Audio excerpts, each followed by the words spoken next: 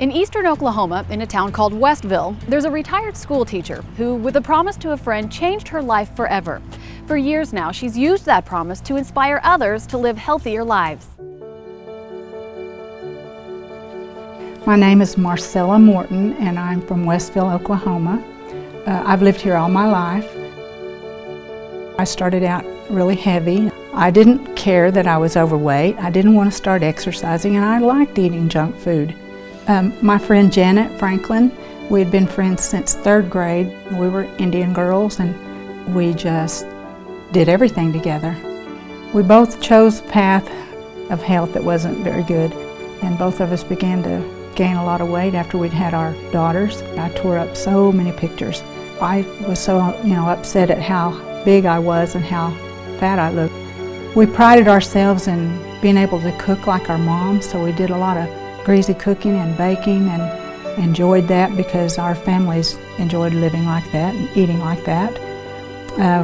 We didn't really think that was a bad thing until she got cancer. One day I went to visit with her and I sat down next to her on the couch and we were looking at some yearbooks, and she said, I want you to make me a promise. And she said, I want you to promise me that you'll do something about your health. And so I said, okay, I promise I'll do something about my health.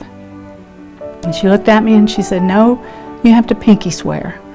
So she lifted her hand and put her little finger up, and her hand was just shaking. She was so weak, and we linked our pinkies, and I said, I promise you I will do something about my health.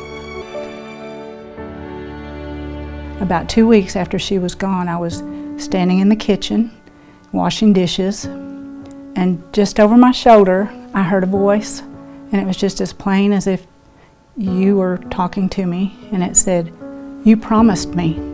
I went into the bedroom and I dug out the only pair of tennis shoes that I owned at that time, and I went outside and I walked for 15 minutes. And it was the longest 15 minutes of my life. I didn't want to walk, I didn't want to exercise, and I finished that 15 minutes and I remember looking up going, is this what you want? So that's exactly how my exercise started. Pretty soon it became running. At the end of 2 months, I could really tell a difference in my body, in my legs, in the way I felt, and I had a lot more energy, and I wasn't sick normally in the fall like I was, had been in the past. So I could see that it was doing some good for me. It just kept progressing because I did the 5Ks and then I wanted to do a 10K. So I did my first 10K in Tahlequah and survived that. Tulsa Run, and then after that I heard about the Jinx Half Marathon. I wanted to do Jinx, so I ran Jinx Half Marathon, and I remember just being so excited because I ran a half marathon, and I thought, if I can do that, I can do a full. And I thought, what a great tribute that would be to my friend to run Boston in her honor. Did some more research and found out that you did have to run a marathon proceeding at a certain time for your age. So I thought, well, maybe I can do this. So my first attempt, I went by myself to Dallas White Rock, and I got right up at the very front of the line, and I didn't feel like I belonged there. So I moved myself back in the pack, but I missed my qualifying time by 8 minutes and 54 seconds.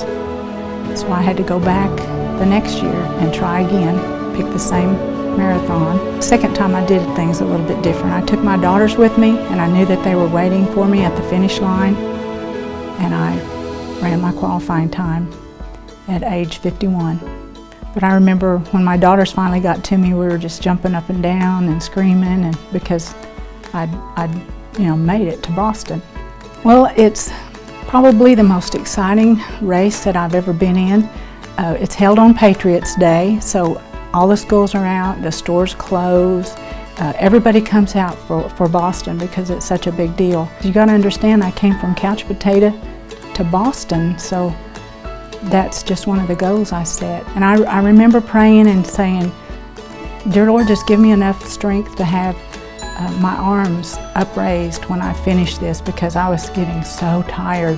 I would think about her, and I would think about the promise I'd made to Janet, and I knew that it was the right thing for me to do. Across the finish line, and I did have my arms up. I lost 7.5 pounds and 8 toenails during Boston. That's how tough it was on me.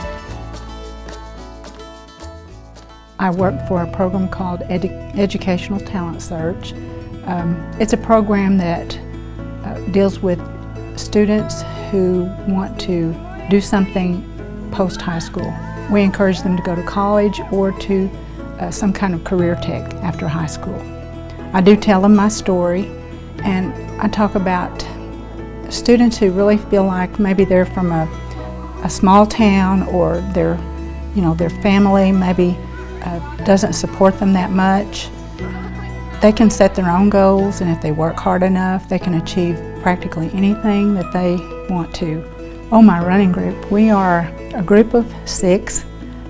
I'm the mentor, I guess. We're called the tribe, the B tribe. Oh my. I think my life would have been a very boring life had I not taken up running, because running has opened up so many avenues for me. I wouldn't have been able to speak to so many people like I have.